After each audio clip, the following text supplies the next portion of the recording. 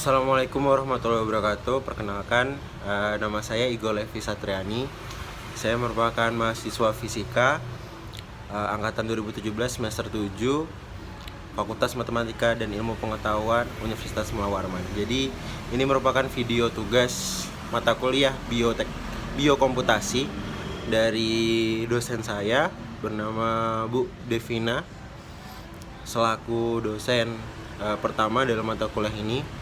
Jadi pada tugas ini saya ingin menjelaskan dua hal terkait beberapa rangkuman dari tugas sebelumnya, yaitu apa itu biomekanik dan apa itu biokomputasi. Oke, kita mulai dari biokomputasi dulu ya. Biokomputasi pada dasarnya merupakan singkatan pendek dari komputasi biologi atau biologi komputasi. Maksudnya apa? Jadi pada dasarnya computational biokomputasional itu berbeda dengan yang namanya komputasi biologi.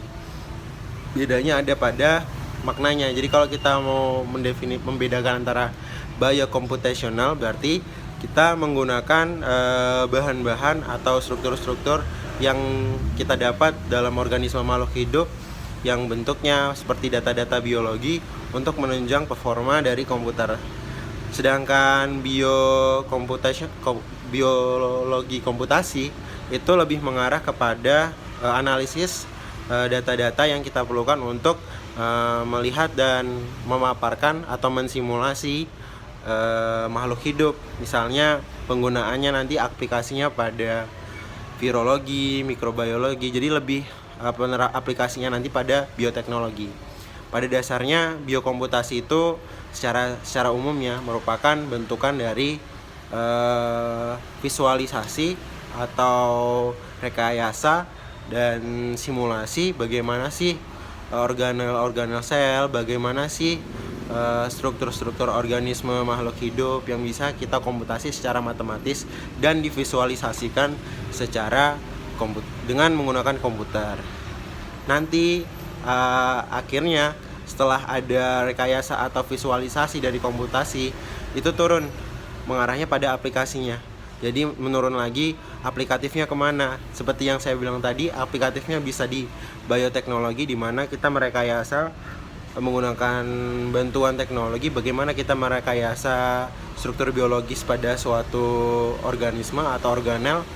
Lalu ada lagi yang namanya biomekanik. Apa sih biomekanik itu?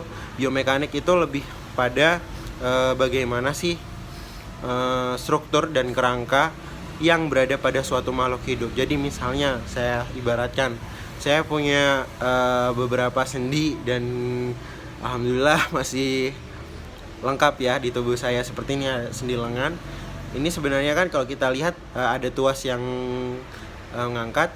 Ini kan dilengkapin sama otot. Kalau misalnya nggak pakai otot kan berarti tubuh ini nggak bisa gerak sama sekali. Jadi tuas penyangga yang ada di sini, ini tumpuannya, dan dia akan terangkat seperti ini. Jadi lebih ke struktur mekanisnya seperti apa gitu. Itu adalah biomekanik. Terus penggunaannya di mana? Penggunaannya banyak. Seperti kayak misalnya kita menggunakan biomekanis dalam referensi kita membuat robot, atau referensi kita membuat rangka-rangka robot yang bisa kita pakai untuk pabrikan, atau bahkan bisa menjadi sambungan tubuh misalnya untuk orang-orang yang memerlukan ibaratnya telah diamputasi tangannya atau sebagaimana dan memerlukan bantuan support untuk bisa ibaratnya beraktivitas setiap hari, seperti kayak lengan tambahan atau kaki tambahan dan sebagainya. Furthermore, dalam pengaplikasiannya biokomputasi dan biomekanik dan bioteknologi juga itu merupakan satu lingkup siklus yang nggak bisa terpisahkan. Jadi menurun dari hasil program dan analisis dari biokomputasi akan mengarah pada aplikasi-aplikasi lainnya. Dan saya harap penjelasan singkat saya bisa dimengerti. Sekian, terima kasih. Wassalamualaikum warahmatullahi wabarakatuh.